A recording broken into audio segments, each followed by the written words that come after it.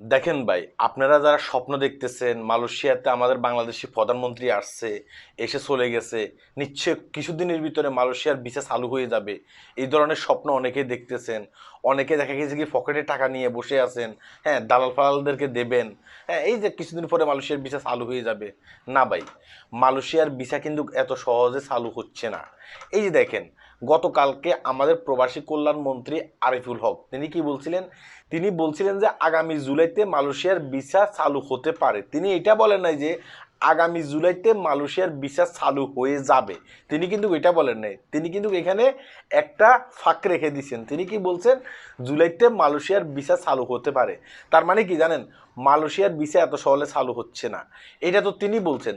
যখন আপনি নিরপেক্ষ পত্রিকাগুলো দেখতে যাবেন, নিরপেক্ষ পত্রিকা বলতে আমি কি বুঝাইতেছি, আপনি যদি ওই যে বিবিসি নিউজ দেখতে যান, তখন তারা বলতেছে মালয়েশিয়ার ভিসা কিন্তু এত সহজে চালু হচ্ছে না।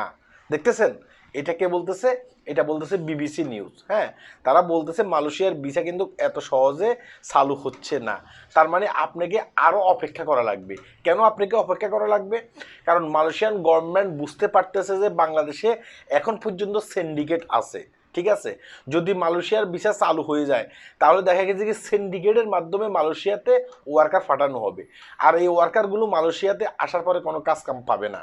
এটা কিন্তু মালয়েশিয়ান গভর্নমেন্ট বুঝতে পারছে।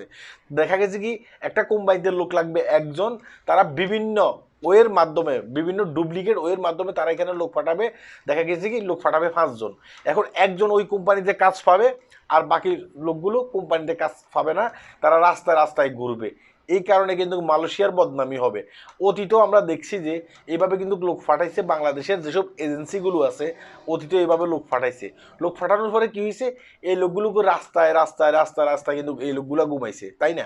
এখন যে মালয়েশিয়ার যে প্রবাসী কল্যাণ মন্ত্রণালয় আছে, সেখান থেকে প্রবাসী কল্যাণ মন্ত্রী বাংলাদেশে যাবে আগামী জুলাইতে। ঠিক আছে, বাংলাদেশে যাবে, যাওয়ার পরে তারা সেখানে যাচাই বাছাই করবে সত্যি কি মালয়েশিয়াতে তাদের যে একটা শর্ত আছে সেই শর্ত অনুসারে কি মালয়েশিয়াতে লোক আসতে পারবে কিনা, এবং কি তারা এআই পদ্ধতি চালু করতে চাচ্ছে। এটা নিয়ে কিন্তু আমি আগেও ভিডিও করছি। তারা এআই পদ্ধতির মাধ্যমে বাংলাদেশ থেকে লোক নিয়ে আসবে, কোনো রকমের থার্ড পার্টি দালাল ফালাল ছাড়া। কারণ তারা চাইতেছে যে স্বচ্ছভাবে এসব কর্মীগুলো এখানে আসুক, কম টাকার মাধ্যমে আসুক। কম টাকার মাধ্যমে আসলে তারা যেই কোম্পানিতে কাজ করবে সেই কোম্পানিতে কম টাকা পাইলেও তারা কিন্তু ফালিয়ে যাবে না। কেন ফালিয়ে যাবে না? কারণ সে তো বাংলাদেশ থেকে আসতে কম টাকার মাধ্যমে মালয়েশিয়াতে আসতে পারছে, সে কেন ফালিয়ে যাবে? ফালিয়ে যায় ওইসব লোকগুলা। হয়তো বা দেখা গেছে কি মালয়েশিয়াতে আসতে লাগবে যে 2000 রিঙ্গিত, আমি সাপোজ বলতেছি, সে কিন্তু 10,000 রিঙ্গিত দিয়ে মালয়েশিয়াতে চলে আসছে।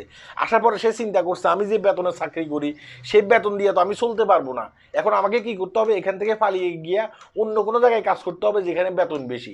এই যে সে কিন্তু লারি হয়ে গেছে। লারি হয়ে যাওয়ার পর এখন কিন্তু এটা গভর্নমেন্টেরও সমস্যা হচ্ছে, মালয়েশিয়ান গভর্নমেন্টেরও, এমনকি যে লোকটা পালিয়ে চলে গেছে তারও সমস্যা হচ্ছে। তারা চাইতেছে যে কি জানেন? মূল জায়গা থেকে, যেখান থেকে আমরা আনবো, মূল জায়গায় যেন টেকসই হয়। মূল জায়গায় যখন টেকসই হবে তাহলে এই ওয়ার্কারগুলো এখানে এসে কষ্ট পাবে না।